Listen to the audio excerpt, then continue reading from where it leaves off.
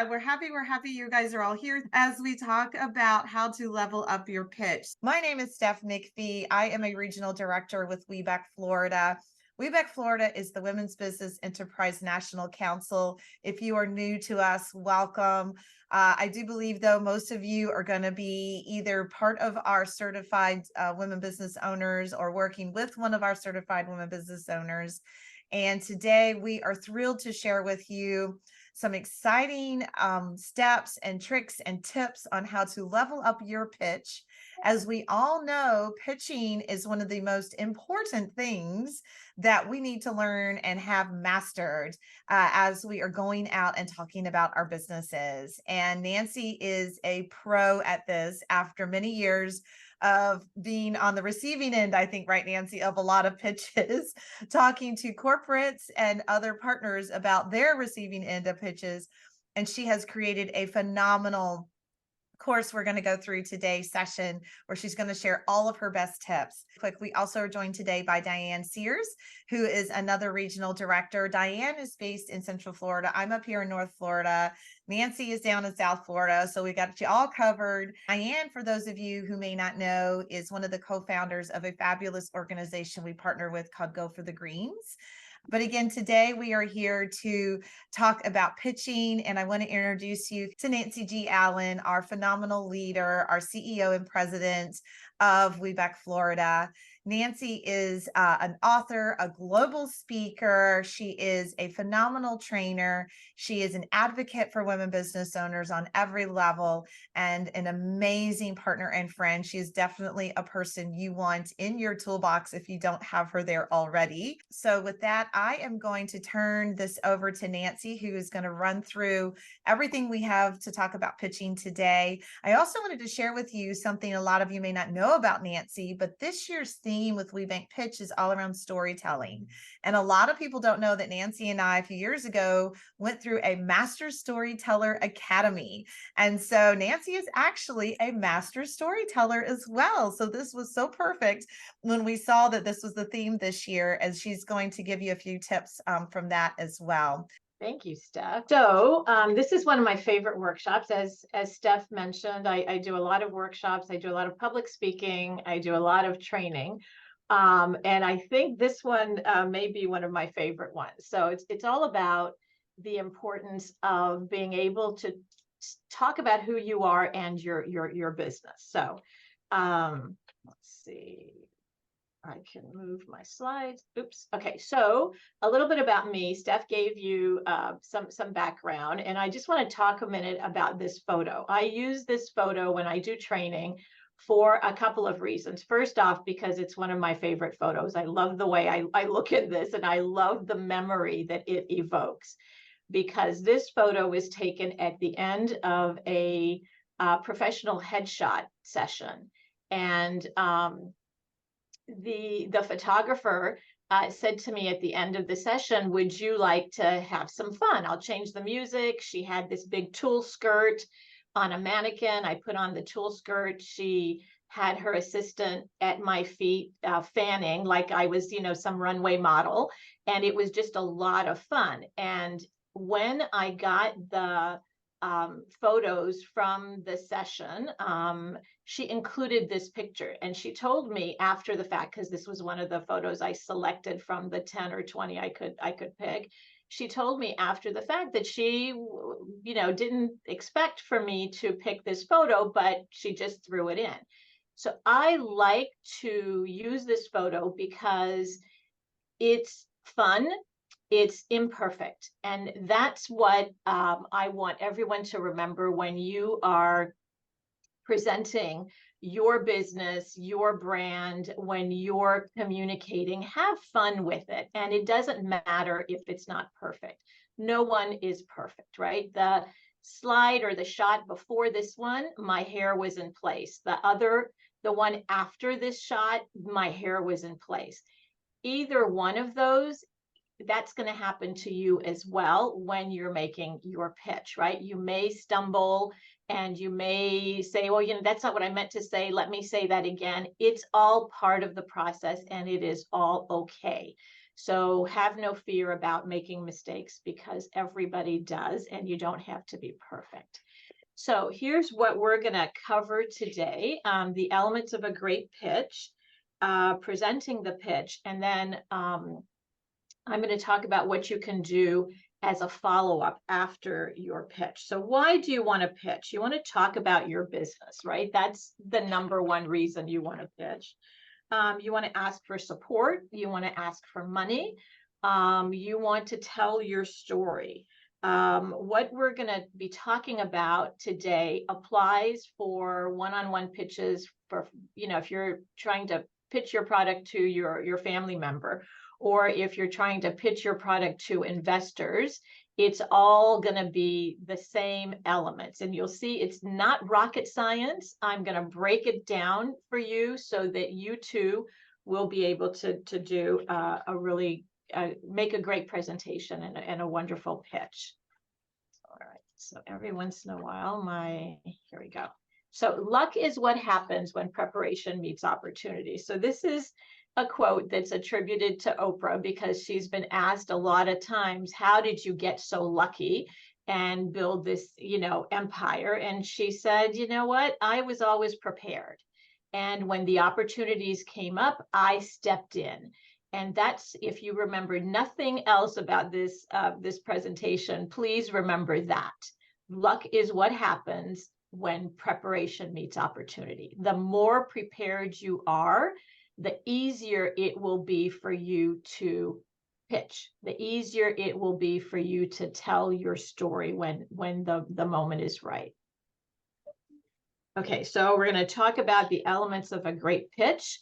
And before I do that, though, I want to share, Shark Tank with you. So I'm sure, I hope all of you watch Shark Tank. I'm a Shark Tank fanatic and a junkie.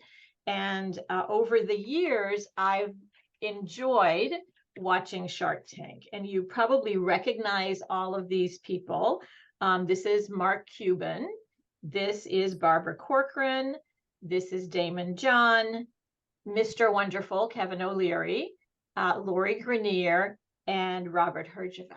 And the thing about Shark Tank and about these different players is that they each like different things. Okay, they are multi-billionaire investors, and they have things that they like. Mark Cuban, anything related to sports and promotion and technology, Mark is all in, right? I'm sharing this with you to remind you that you have to know the background of the people that you're pitching to. And thanks to the internet, and thanks to LinkedIn, and thanks to Google, this is really easy to do. Just do your research. If you know that you're going to a meeting where, the head of supplier diversity of Target Corporation is going to be there, you could Google the head of supplier diversity of Target, find out some information, and then work some of that into your pitch. All right, so do your research. Here's 3 things you want to keep in mind. What do I want them to know? What do I want them to feel? And what do I want them to do? Right? So as we're going through, this is part of the story that you're going to tell. Steph mentioned that she and I did a class together, a master storytelling class, and the leader, Andy Henriquez, would always say every story has to have a point and every point has to have a story, right? And people relate to stories. They will better relate to you saying, I started my business because I saw XYZ, as opposed to, I started the business in 1995. Tell why you started the business, right? Relate to the people. What are the elements? So you probably remember from your elementary school days, the who, what, where, when, and how. And the good news is use these elements as a framework for your pitch, but it doesn't have to be in a particular order. You can play with the order. You could start with the where first, or the what, or the who, or the when. But the one thing you always have to have in your pitch is the why. Why are you making this presentation? Why should they be interested? There's an acronym called WIFM, What's in it for me? And everyone you meet is thinking that in the background, because if you're entering a pitch competition or you're going to a conference, they're meeting hundreds, if not thousands of people. And you need to make yourself stand out. So who, that element is all about you. Here you want to talk about your expertise. You want to talk about your personal interests and how those might relate to the organization. You want to use action words, right? We do, we complete, we have had success in XYZ. Keep in mind that people do business with people they know, they like, and they trust. And it is difficult in 2 minutes to build trust, but it's not so difficult in 2 minutes to build likability. Okay. And it's not so difficult in 2 minutes for you to establish the beginnings of a relationship. Okay. The trust factor comes in the fact that you're presenting them with information and with solutions that they are interested in. Right. What is all about the product and the service? I always tell business owners, be a solutions provider. And here's a really big secret. Corporations over the years have told us that they are interested in 5 solutions other than the cost. A lot of people go to a corporation to pitch their product or service, and they think they have to say, our price is the lowest price. We're the cheapest. We're, we're going to help you cut costs. That is important, but here are 5 other solutions that corporations are very, very interested in. And if you can design your pitch around 1 or 2 or 3 of these 5 solutions, you will be golden. The first is safety solutions. All corporations are interested in how can you make their employees safer, their products or services safer. The second one is sustainability, right? Everyone is interested in sustainability. If you can use the words ESG, environment, social, and governance principles, and how your business is helping them to achieve those, also you will get brownie points. The third solution is all about efficiency. How can you make their employees, their team, their procedures more efficient? Number 4 is training. Do you have a unique training methodology or something that will help them to better train their employees? And then the 5th is innovation. Here you want to talk about how your product is different. I like to remind people to, if you can, say that you will customize what you are doing to them directly, to their needs directly. And then finally, the 6th solution is cost. But remember, the what, you're talking about the product and you're talking about service, your service, in a way that is providing some solutions. Related to where, here you want to talk about the location of your services, right? Are you regional? Are you national? Are you international? The scope, is this a niche service or is this a general service or product? Brick and mortar. You don't have to have a physical location to have a successful business. And then remember that every business is an online business, right? So you want to really pay attention to your website. Just as you are doing research on them, they will be doing research on you. So make sure that your website is easy to maneuver, that it says right up front that you're a woman-owned business. If you're certified with WBENC or WeConnect International, you want to put that logo. In the About Us section, you want to get a bit personal and talk about your story and your passion for your business. Your capability statement also should be on your website, so they can go to that directly and they don't have to go through, the many pages of your website. Your capability statement is like a mini bio on your company. The when element is all about when you got started, right? So here you can talk about that you started your business 5 years ago. You I'm started going to 10 need, years I will be ago. back. And it's okay if you have just started your business. You can very easily say, I've been in business for, I just started my business, but I've been in this industry for the past 25 years. I used to work for XYZ corporation or company, and I saw a gap in the services or in the products that were being presented, and I have a really great solution. And that's why I decided to start my business. So you don't have to worry about the fact that you're new.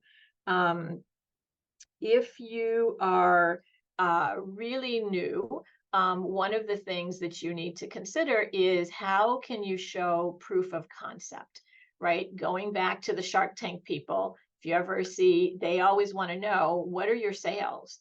And when did you start this business? And when can I expect to get my money back, right? Because investors, that's what they want to do, is get their money back. So you could be very intentional about doing pilot projects. We had a member once who wanted to change the way corporations were looking at sustainability by bringing in some cotton towels to replace paper towels, because the corporations go through tons of those paper towels, right? So she got this idea when she went to visit her daughter and her son-in-law in Japan. And apparently in Japan, everyone carries around something. It's a little cotton towel, and they keep it with them in their purse, in their pocket. And whenever they need to wash their hands, they use that instead of paper. And so she had to do a lot of education, because here, in the US, we're used to disposable everything, right? And what she ended up doing was a pilot project with a major corporation. And she said, I will provide this many towels. We will come in on every other day and clean the towels, and then people will just use these towels instead of the paper towels. And she was able to show how much savings that the company was able to realize at the end of a 3-month period by having these reusable towels as opposed to the disposable paper towels. So think about that. Is there something that you could create through your business, a pilot project or a pilot program, so that you can then say to the people that you're pitching, I have proof of concept. We did a focus group, we did a pilot project, and here are the results. That goes a very long way to establishing your credibility, right? And then as you are pitching your product as well, if you're in the pre-launch phase of your product, that's a whole other kind of a pitch, right? But again, be aware that you're going to be using the same elements. And when you started, when you're ready to go, when you have that proof of concept, and the information that you can share about that is all very important parts of the when element. Okay, so next is how, and this has to do with your delivery. How are you delivering this? Is this an online service? Is this in-person training? Is it virtual training? Think about the supply chain when you're talking about how that may be one of the solutions that you're providing as far as efficiency is concerned. Remember the 5 solutions, right? Or innovation. Can you do something that's really innovative in the way you provide this product or service? So again, consider how does your product or service, how will it make a difference? That's really key to this element. This is a really good quote and a good explanation of why you have to keep things simple, right? So if you can't explain it simply, you don't understand it well enough. And this is by our friend Albert Einstein. You want to always remember who you're speaking to, right? You're going to be pitching your company to a variety of different people.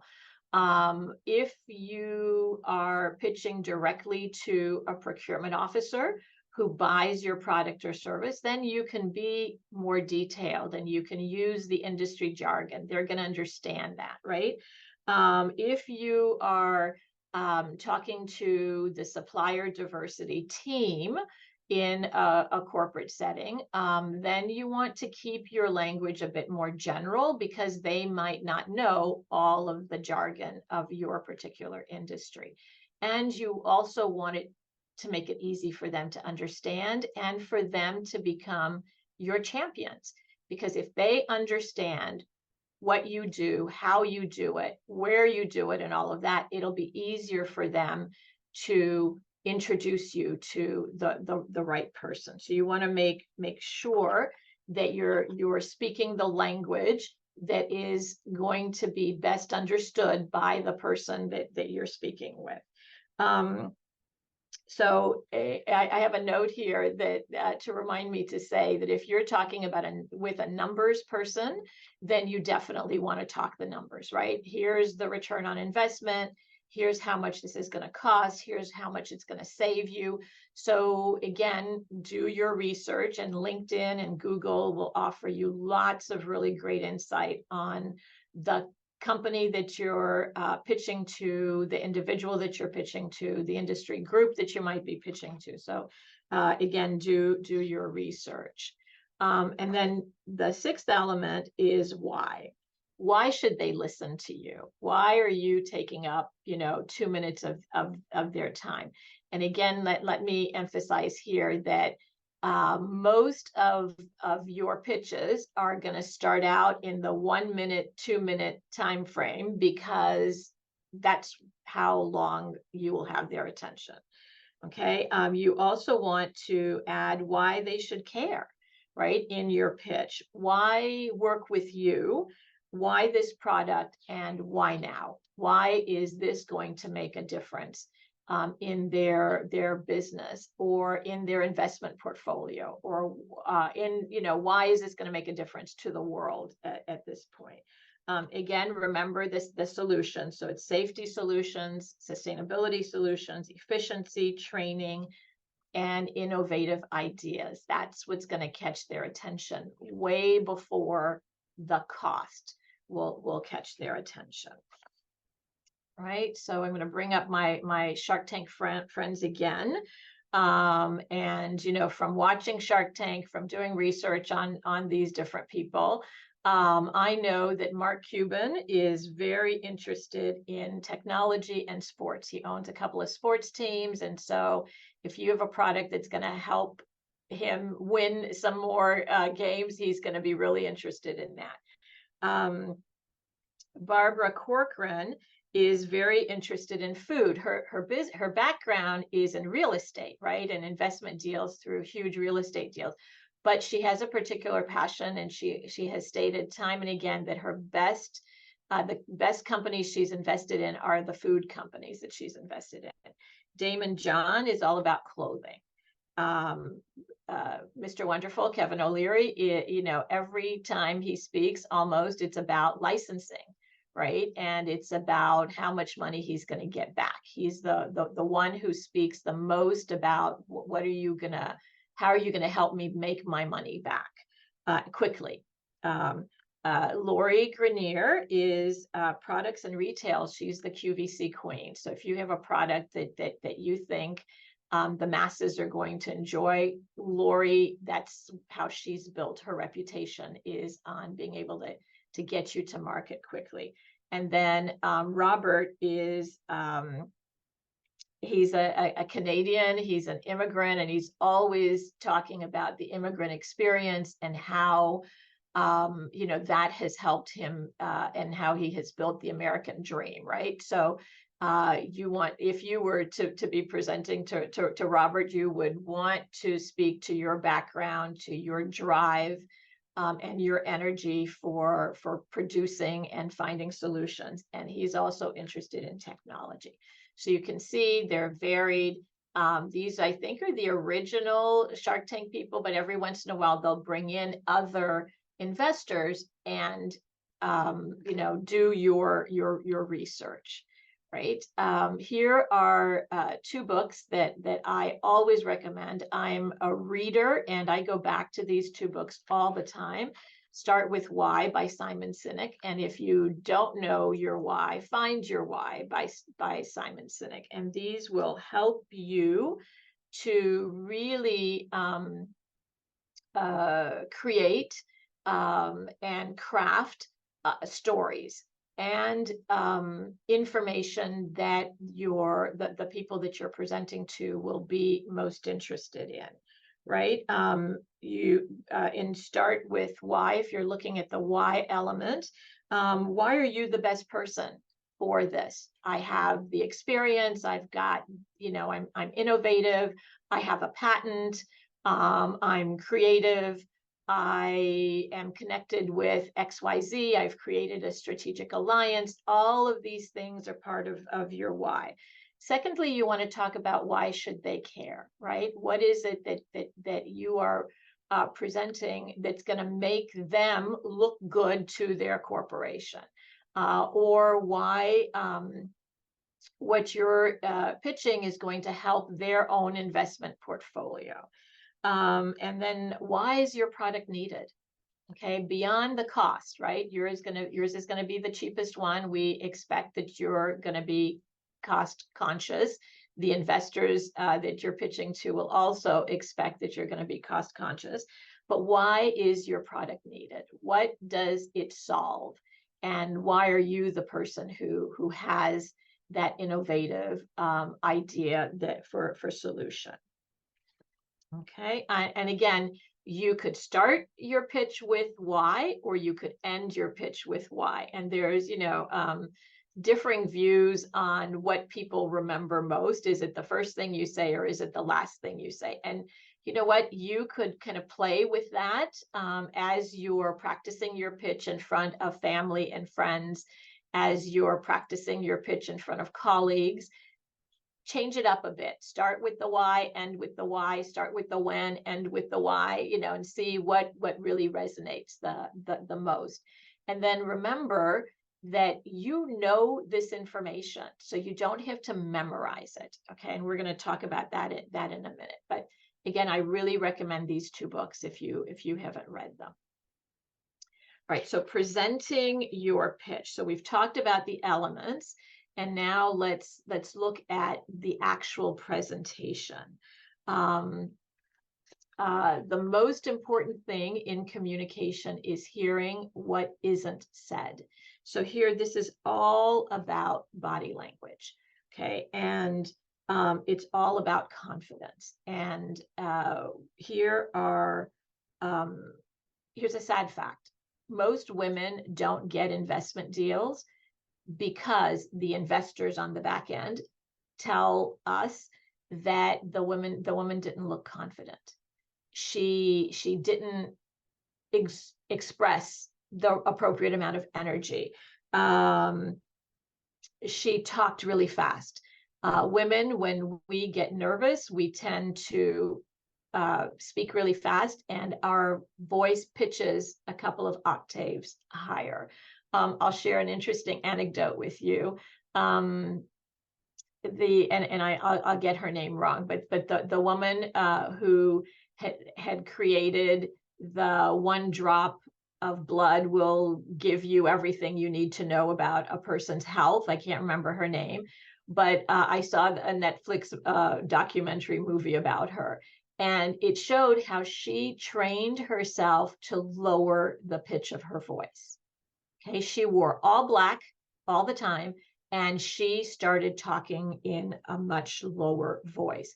And why did she do that? Because she was really smart, and she did her research and knew that women, when we get nervous, our voice gets a pitch or two higher, and men don't like that. And unfortunately, regrettably, at this point in our lives, there are more men investors than there are female investors. So you want to make sure as you're practicing to remember to not only stand in front of the mirror and practice your pitch, but record your voice so that you can also listen to where you stumbled, where you went up, where you ended as a question instead of as a statement.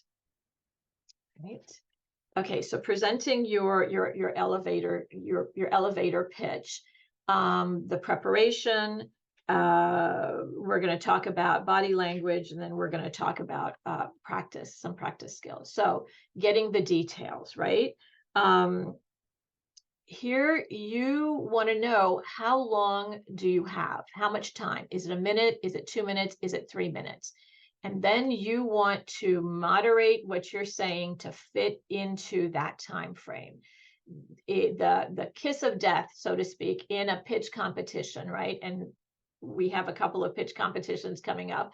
The kiss of death is if you don't finish by the time the bell goes off, okay? You will get points taken off because you didn't finish. So be really careful to know what is the time frame. Also, you want to know who's going to be there, right? And that'll be public information for the WBENC pitch, for our regional pitch. Also, we will tell you who the judges are. And so you might want to do some research on those judges. What's the prize money? That's another thing that you can actually speak to what you will do with that prize money, right? And I've heard when presenters have not said that, the judges have asked them, if you win this competition, what are you going to do with that prize money? Going back to Shark Tank, that's one of the very first questions they ask is, what are you going to do with our investment, right? So you have to have a ready answer for that.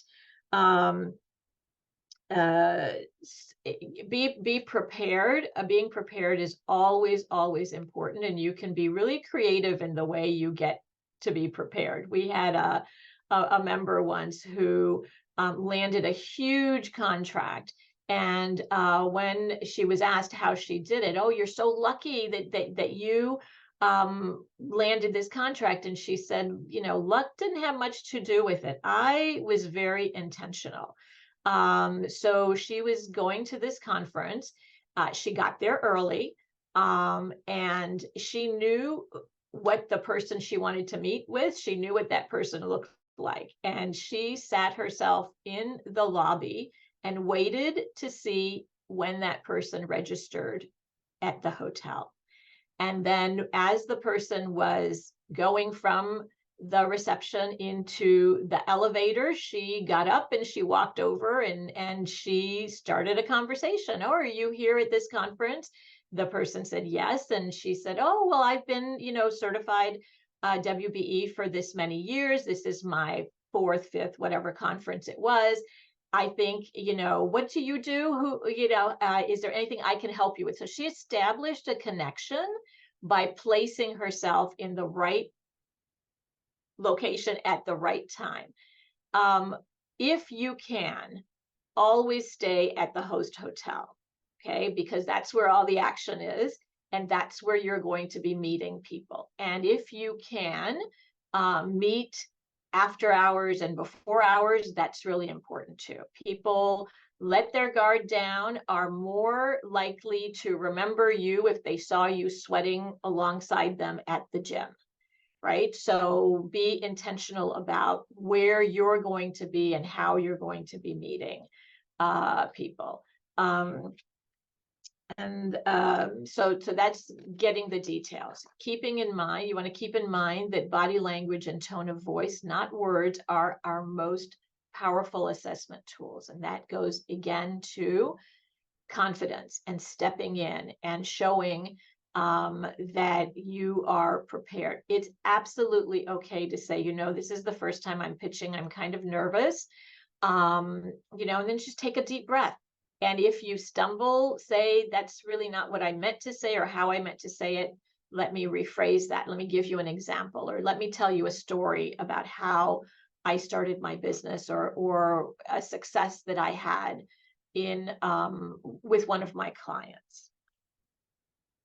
All right, then practicing is all important. You want to practice in front of a mirror. You want to practice with a stopwatch. You want to practice by recording yourself and with trusted friends. I watch a lot of TED Talks, and I recommend that you might want to do the same, watching TED Talks and seeing how people present differently. Now, TED Talks are generally 10 to 17 minutes long. Your pitch will never be that long, right? But you may be able to pick up some things about how they step in when they're talking about the future. They step back when they're talking about the past. Pointing to this way or pointing that way means going forward or revising something. So the more you practice, the easier it is for you to pitch. And I have recommended over and over again that you choose 3 things. 3 is an easy number to remember. 3 things about your product or your service that you want them to know. And then just say, you know what, I'm Nancy Allen. I work with women business owners, and here are 3 things that I have found in working with these women business owners as they're pitching to corporates. Number 1, they're very nervous. Number 2, even though they have solutions to what you are looking for, sometimes they forget because they're so nervous. Number 3, blah, blah, blah. So that way you're not going to forget who it is you are and what you do. You could say, I'm Nancy Allen, and we work with women-owned businesses. We certify, we connect, and we champion women-owned businesses. Here's how we certify the women-owned businesses. Let me tell you a story about a connection and connections that we make. And then as far as championing women-owned businesses, here's what we do and how we do it that sets us apart from the competition. Okay, so if you know 3 things, then you can work in those 3 things using the who, what, where, when, how, and why. Okay, you don't have to give every detail about your business. Choose a couple of things, speak to the person, offer solutions to the person that you're speaking with. Okay. And then let's talk about follow-up, because that's really important too. The easiest thing to do about follow-up is to ask for it. Ask for it and also be prepared. If you're in a pitch competition, you're pitching to a person and you see that they're not all that engaged, they're not that interested, just say, I'm new to this. How could I have presented this differently? Most people will give you some pointers. Okay. You could also say, I'm really new to this. Who are your most successful clients, partners, and how did they get and keep your attention? You can write a thank you note and ask for feedback in your thank you note, right? Say, I really appreciated that you were part of the group of judges, and I really want to do business with Johnson Controls. Would it be okay for me to set up a meeting so that I could get some feedback on my presentation? 9 times out of 10, they will say yes, and they'll give you some feedback. The thing about feedback, though, is you have to be prepared for it. Okay, you have to have an open mind, and you have to bite your tongue when someone says, I didn't understand this part or that part. Do not say, but I said this, but I told you about this. You just bite your tongue, okay? And be very gracious about the feedback that you're receiving. You want to be open-minded and you want to be in listening mode. Feedback will help you to reframe your presentation. And the feedback from your friends, from your family, from your colleagues, it's all going to be different kinds of feedback, right? But it's up to you to say, okay, I'll take a little bit of this, I'll take a little bit of that, and I'll reframe in this way. But the best way is to be open-minded and not be defensive. If I tell you that I didn't hear you say XYZ and you know you said it, it just means that you didn't say it in a way that I understood. So if I am your target, then ask me, how could I have said that so that you understood it? Okay, that's being open-minded, and that's being in really great active listening mode. All right, again, we have our Shark Tank friends, and their feedback, especially this guy, Kevin O'Leary, their feedback can be brutal. Okay, he's the one who says, you don't have a business, you have a hobby. Take that thing out, take your hobby behind the shed and shoot it, kill it, right? He's brutal in his feedback. Barbara Corcoran very often will say, you know what, I just don't trust you. I don't trust that you know what you're saying. I don't trust you. So you have to be really, you have to have, what is that called? A poker face, right? As you're getting this feedback. Now, I guarantee you, the feedback that you will be receiving from most people will not be as brutal. But again, it might be. So just take a deep breath and listen and understand that that's not a good contact for you. Not everybody, even if you know you have a product or service that's right for them, not everybody's going to believe that. Then it's up to you to build a relationship and build trust, right? And you do that after the fact, not during the back and forth on the questions. So know who you're pitching to and how you will relate to them, and anticipate their questions. All right, blessings. This is a term that was coined by a woman, and this is her website. She does lovely things. And this is a combination of blessings and lessons, right? Blessings. Again, what can you learn from the feedback? There's always a lesson to be learned, right? And if you consider it as taking you one step further to where, or one step towards where you want to be going, then you will really have an open mind and be able to reframe and pitch better the next time.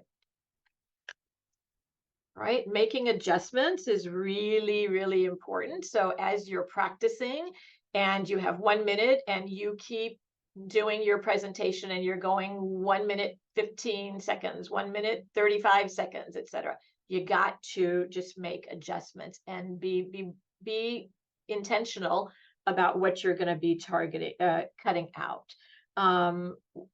Figure out what it is you want to emphasize. I do a capability statement workshop, and I recommend that you color code your capability statements, right? Light gray is going for this industry. Light blue is for that industry. Light yellow will be for a third industry. And that's because people want you to target them directly.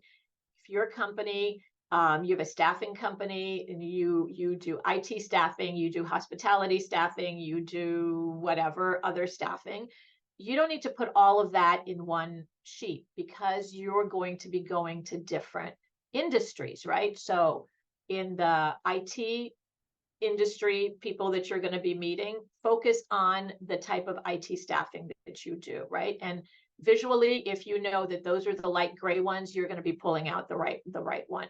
It's the same thing with your pitch, right? You're going to tell a different story to me than you would to the person, 10 rows down from me, because I'm in a different place than that person, or I'm in a different industry. So you have to absolutely do your research. Also consider the end user. Who are your clients' clients? Okay. And how can you help them better identify their clients, better service their clients, better improve what it is they're offering, right? So the more you know about the company and the person, the better your pitch will be. So make adjustments. It's really, really important. And this slide just has a whole bunch of different things that you should consider, right? The process, review and revise, finding a mentor. That's really, really important when it comes to uh, practicing and knowing your pitch and doing your best. A mentor will help you. Guides, tactics, etc. So I like to share this slide as a way to remind yourself there are a lot of ways you can revise and reframe. Here are some different types of pitch competitions. The more you enter pitch competitions, the more comfortable you will be with them. And we'll share these slides with you, so you'll have these. But you could just Google, in from your area, local pitch competitions, and see what's out there. Again, the more you practice, the better you will be at this. So here's what we've covered today. The elements of a great pitch. We covered presenting the pitch and then follow up after the pitch. Well, we've had a couple of questions just in your pitch Okay. about adding in statistics or details, like where is the best place to put that, especially I know Melissa with a Y, WHY, I love that, is talking about she does health and wellness and trying to showcase numbers are going to be part when she's trying to get companies to understand how a wellness program is helpful. So I think that's a good thing, is like, where's a good place to put that if you have stats and data? Well, I think you can include it as you're telling stories, right? So I worked with XYZ Corporation, and what we found after 3 months of using this methodology or whatever, what we found was, a savings of this, or engagement of this. The thing about numbers and statistics is that a lot of people don't remember that sort of thing. Okay. They remember the solutions that are a result of those numbers, right? More than they'll remember that, 59.5% of the people surveyed did XYZ. They're going to remember the majority of the people surveyed did XYZ. So you can include the numbers, but don't completely rely on those numbers. In a pitch, it's not that important. Yep. Okay. And I want to say, you don't need to take up that real estate with a whole bunch of numbers, because people aren't really going to remember that. They'll remember a story and a solution, an outcome, more than they'll remember the statistics. I hope that helps, Melissa. Yeah. And I was just going to add, I had also, I think the other thing is asking that question, right? So when you open up, and we've seen that, I mean, the question about what is the impact on an employee being out continually ill or something like that, right? I know you can have a question in a way that could open up and get people thinking too. So I love what Nancy's saying, because that's more impactful to kind of start with the problem and then show that you're answering it. And you can always then hit them up with the data later. But again, thank you so much for joining us today. We hope you enjoyed our session. We hope we are able to help you continue to level up and soar in your business. We wish you a fabulous day. Bye, everybody. Thank you.